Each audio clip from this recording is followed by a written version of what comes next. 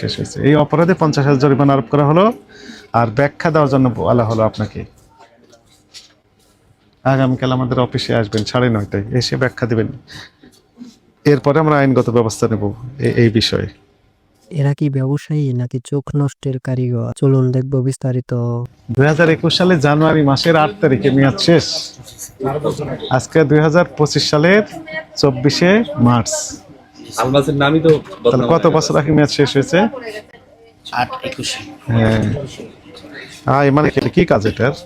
এটা চোখের জন্য। আস্তাগফিরুল্লাহ। তাহলে চোখে যদি এগুলো ব্যবহার করা লাগে, চোখ তো সেন্সিটিভ জিনিস, তাই না? তাহলে 4 বছর আগে মেয়াদ শেষ হয়ে গেল। 22, 23, 24, 25, 4 বছর 2 মাস। এগুলো সব আইটেম নাকি? আইলাইনার, চোখের আইল্যাশ। এগুলো তো সমস্যা। তো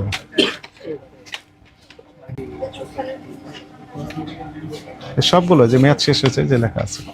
তাহলে এই যে বুঝতে পেরেছেন এটা কেন হয়েছে, এই যে আপনি প্রাইস গান মেশিন দিয়ে লিখেছেন না দাম, আর এটারও ক্যাশ মেমো নেই। যদি ক্যাশ মেমো থাকতো তাহলে আপনি নিশ্চয়ই বুঝতে পারতেন যে 21 সালের আগে এগুলো মেয়াদ শেষ হয়ে গেছে, 21 সালে আগেই সরিয়ে নিতেন। এগুলো সমস্যা তো। তাহলে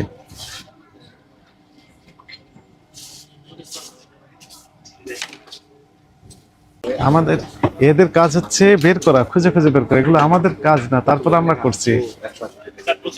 প্রত্যেকটা জিনিসই মূলত আপনার এই প্রাইস গান মেশিনের ব্যবহার। আচ্ছা, আপনি কি, আপনার নাম কি বললেন? আপনি কি বিব্রত হচ্ছেন যে কথাগুলো বলতেছেন? না স্যার, সত্য কথা বলছেন না? সত্য বলছি। আমার কাছে যেটি মনে হয়েছে, এখন সত্য কথা বলেন। সত্যিই বলছি। শুনেন, ওই যে এখানে যে প্রোডাক্টগুলো আছে, ব্যাগ দেখলাম, বিদেশি ব্যাগ, স্যান্ডেল, জুতো আছে, তাই না? বিভিন্ন প্রসাধনী আছে। তো এইগুলো ইম্পোর্টার যুক্ত কোনো প্রোডাক্ট আপনার এখানে আছে না নাই? সত্য কথা বলেন। ইম্পোর্টারের প্রোডাক্ট। না, ইম্পোর্টার স্টিকার আছে বা কাগজপত্র আছে, এগুলো আছে একটাও? না স্যার। তার মানে আমরা ধরে নিতে পারি যে এই দোকান গোটাটাই ইম্পোর্টার বিহীন বিদেশি সব প্রোডাক্ট বিক্রি করছেন, এই তো? গোটাটাই?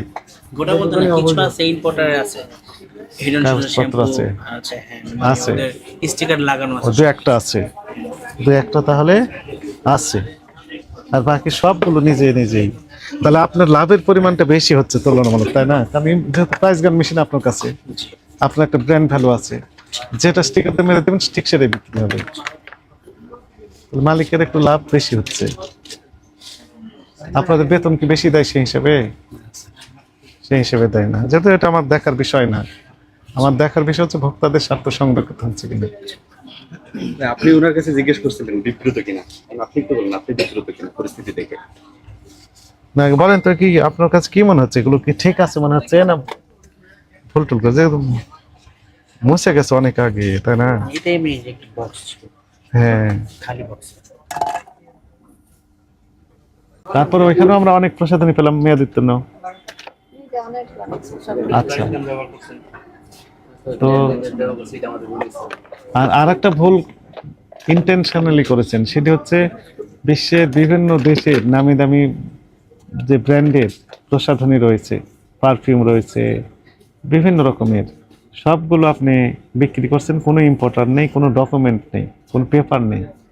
আপনি একদম পেপারলেস বিজনেস করে যাচ্ছেন।